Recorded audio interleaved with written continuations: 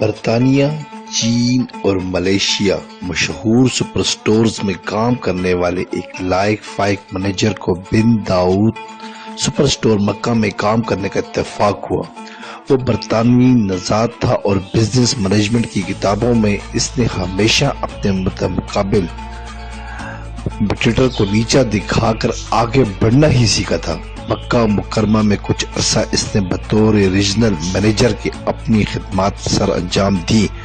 تری اثنا اس نے دیکھا کہ ایک دوسرے نام کے سپر سٹور کی برانچ اس کے سٹور کے بالکل سامنے کھلنے کی تیاریاں ہو رہی ہیں۔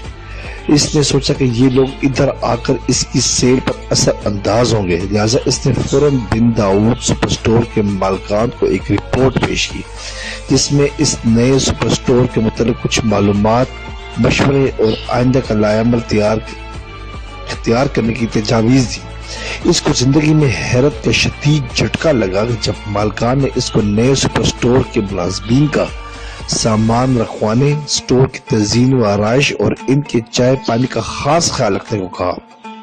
اس کی حیرت کو ختم کرنے کے لیے بن داؤد سٹور کے مالکان نے کہا کہ وہ اپنا رزق اپنے ساتھ لائیں گے اور ہمارا رزق ہمارے ساتھ ہوگا۔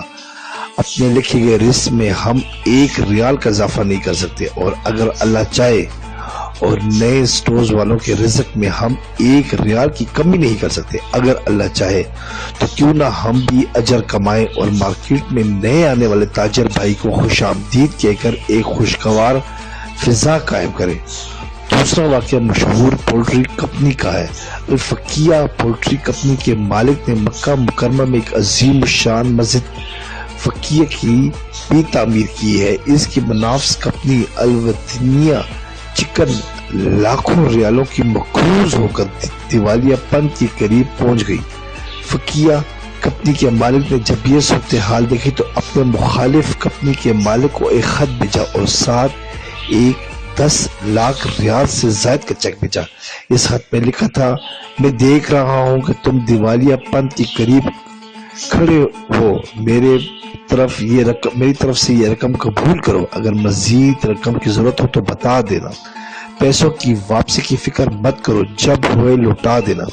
اب دیکھیں کہ ارب پتی شیخ الفقیہ کے پاس الوطنیہ کمپنی خریدنے کا ایک نادر موقع تھا، لیکن اس نے اپنے سب سے بڑے مخالف کی مالی مدد کرنے کو ترجیح دی۔